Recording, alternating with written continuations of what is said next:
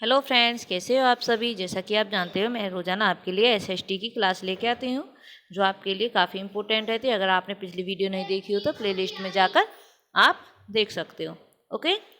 तो ये वो क्वेश्चन है जो हर बार पेपर में पूछे जाते हैं।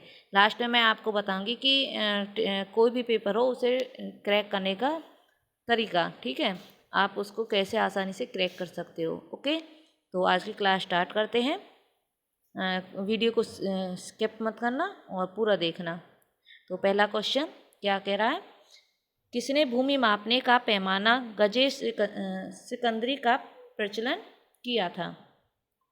तो जल्दी से बताइए, जो भूमि मापने का गजे सिकंदरी होता है वो उसका प्रचलन किसने किया। सिकंदर महान, सिकंदर लोदी, सिकंदर सासूर या इनमें से कोई नहीं।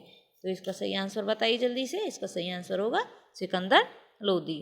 ओके फ्रेंड्स, आगे चलते हैं। सेकंड क्वेश्चन, नहर निर्माण करवाने वाला दिल्ली का प्रथम सुल्तान था। तो गया उस दिन तुगलक, फिरोज तुगलक, बलवन या इनमें से कोई नहीं। तो जल्दी से बताइए इसका सही आंसर क्या होगा। तो इसका सही आंसर है गयाउद्दीन तुगलक। ओके, अगला क्वेश्चन देखते हैं। अलाई दरवाजा का निर्माण किस सुल्तान ने करवाया। तो इसका सही आंसर जल्दी से बताइए। अलाई दरवाजा का निर्माण किसने करवाया था। तो वो करवाया था फ्रेंड्स अलाउद्दीन खलजी ने। ओके, अगला क्वेश्चन देखते हैं। तैमूर के आक्रमण के बाद भारत में किस वंश का राज स्थापित हुआ था।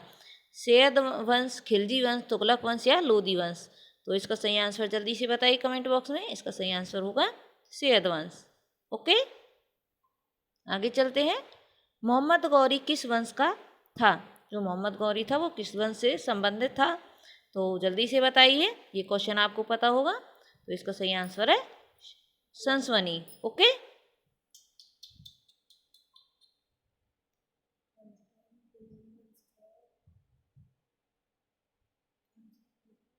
ओके। इसमें कुछ मिस्टेक है फ्रेंड्स। तो इसका सही आंसर है गुलाम वंश। जो मोहम्मद गौरी थे वो किस वंश से थे, गुलाम वंश से। ओके, आगे चलते हैं।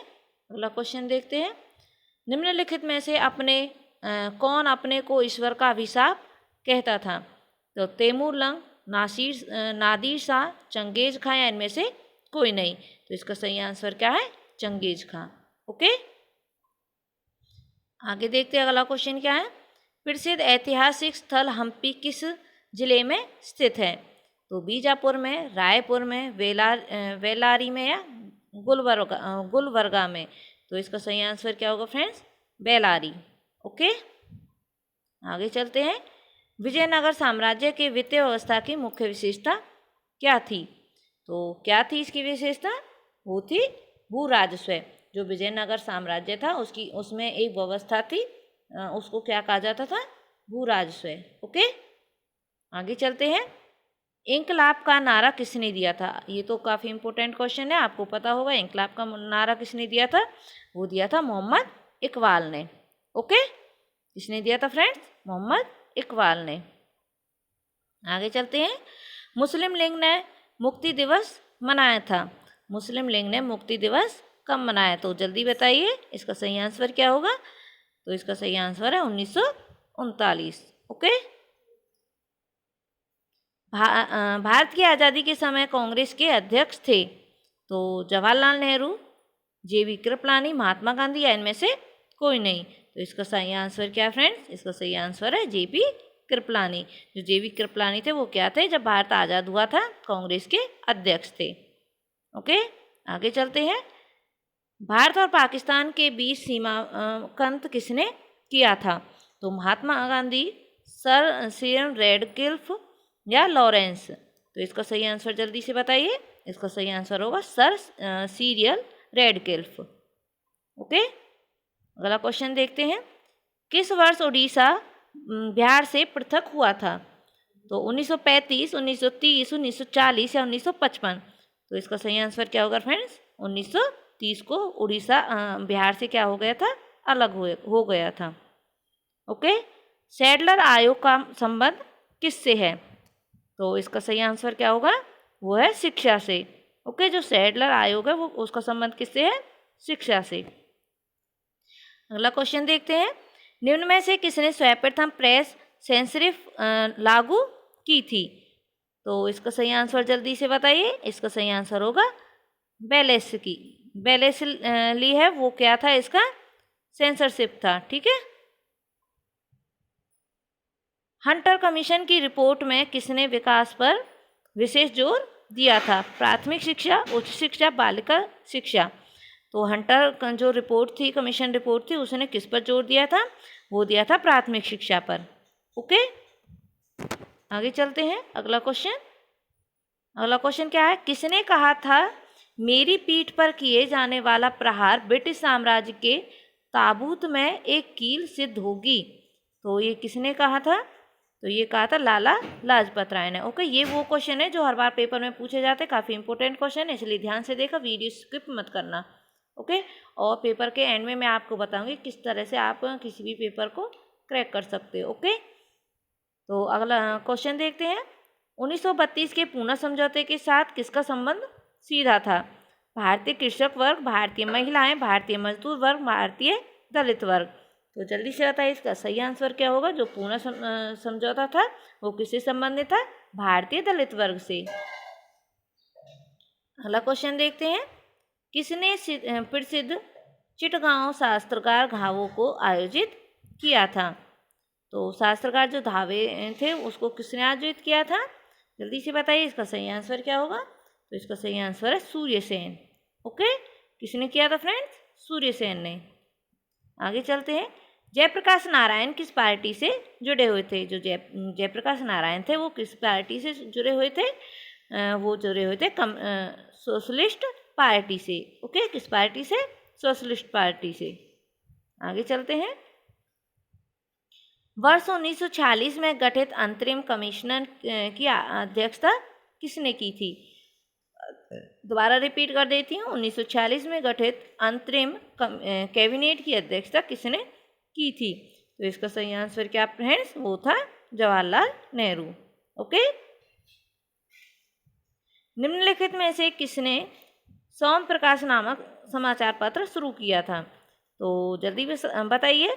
राम मोहन राय, सुरेंद्र नाथ बनर्जी, ईश्वर चंद्र विद्यासागर या दयानंद सरस्वती? तो इसका सही आंसर क्या होगा? ईश्वर चंद्र विद्यासागर। ओके, आगे चलते हैं। अगला क्वेश्चन देखते क्या है, कांग्रेस के निम्नलिखित नेताओं में से कौन एक कैबिनेट मिशन योजना के पक्ष में पूरी तरह से था? तो जो कैबिनेट मिशन हुआ था, योजना हुई थी, तो वो कह रहा कि कांग्रेस का कौन सा नेता पूरी तरह से सहमत था? जवाहरलाल नेहरू थे, महात्मा गांधी थे या सरदार पटेल थे? तो इसका सही आंसर क्या हुआ? सरदार पटेल थे। वो क्या थे? जो कैबिनेट मिशन हुआ था उसके पूरे तरह से पक्ष में थे। ओके, स्वदेश वाहिनी के संस्थापक थे। तो इसका सही आंसर बताइए। इसके सही आंसर है के रामकृष्ण पिल्ले। ओके, आगे चलते हैं, 1878 का वर्नाकुलर प्रेस एक्ट किसने रद्द किया? Lord Minto, Lord Ripon, Lord Curzon, Lord Ripon? तो इसका सही आंसर क्या होगा? Lord Ripon. ओके, आगे चलते हैं, भारत का राष्ट्रीय पंचांग किस संवत पर आधारित है? शक संवत, विक्रम संवत, कली संवत या इनमें से कोई नहीं? तो इसका सही आंसर है जो भारत का पंचांग है वो किस पर आधारित है? शक संवत पर। ओके, भूदान आंदोलन किसने आरंभ किया? महात्मा गांधी, राम मनोहर लोहिया, विनोबा भावे, जयप्रकाश नारायण? तो इसका सही आंसर क्या होगा? विनोबा भावे थे, उसने भूदान आंदोलन का आरंभ किया था। भू आंदोलन क्या था? भूमि दान करना। ओके, लाख वक्स के नाम से जाने जाने वाला भारतीय शासक था, मतलब कि कौन सा शासक था जिसे लाख वक्स के नाम से जाना जाता था? अकबर थे, कुतुब बिन ऐबक थे, बाबर थे या इनमें से कोई नहीं? तो जो कुतुब बिन ऐबक थे वो क्या थे?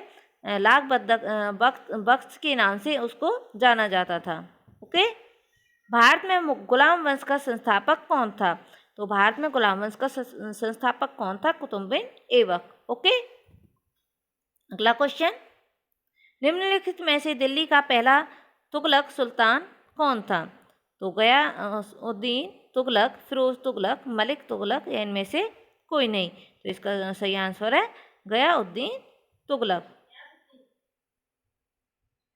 संसद की संयुक्त बैठक की अध्यक्षता कौन करता है? तो संसद की जो संयुक्त बैठक होती है उसकी अध्यक्षता कौन करता है? प्रधानमंत्री, राष्ट्रपति, लोकसभा अध्यक्ष या मुख्यमंत्री।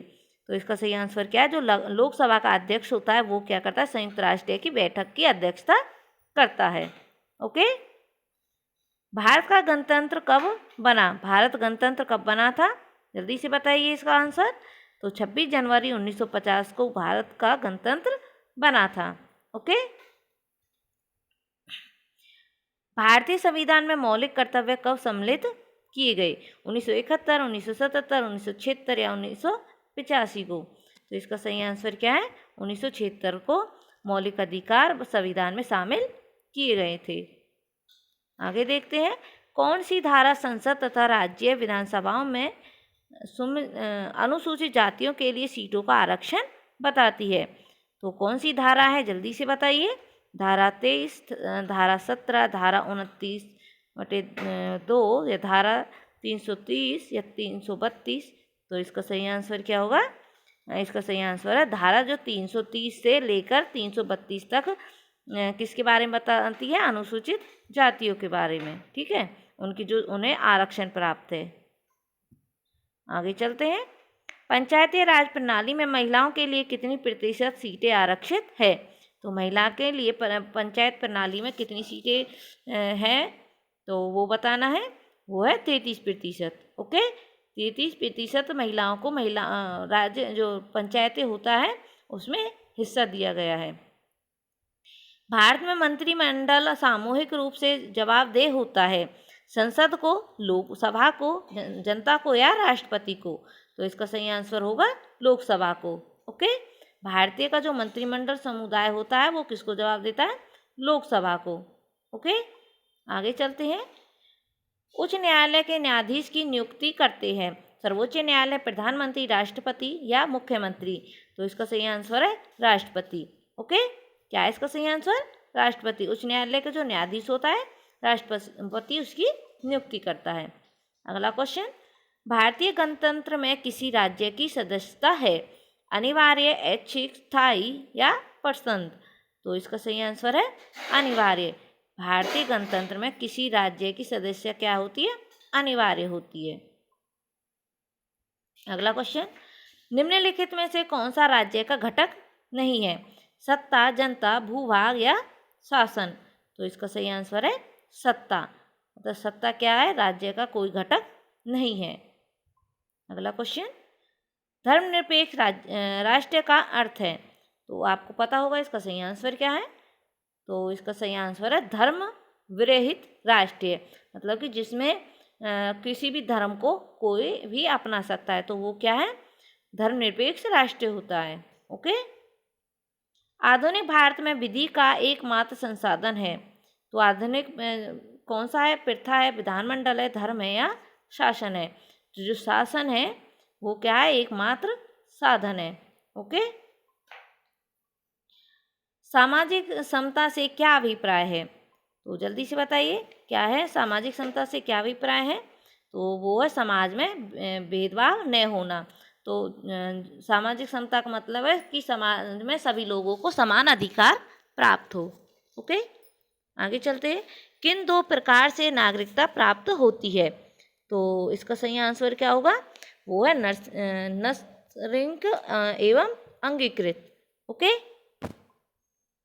अगला क्वेश्चन देखते हैं, कौन सा राजनीतिक अधिकार नहीं है? तो इसका सही आंसर क्या है? शिक्षा का अधिकार है। वो क्या है? एक राजनीतिक अधिकार नहीं है। भारत में राष्ट्रपति अपना त्यागपत्र किसके समक्ष पेश कर सकता है? काफ़ी इंपॉर्टेंट क्वेश्चन है।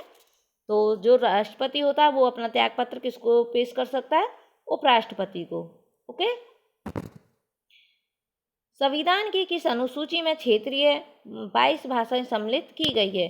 तो कौन सी अनुसूची है जिसमें हमारी 22 भाषाओं को रखा गया है? तो इसका सही आंसर क्या होगा? 8वीं अनुसूची।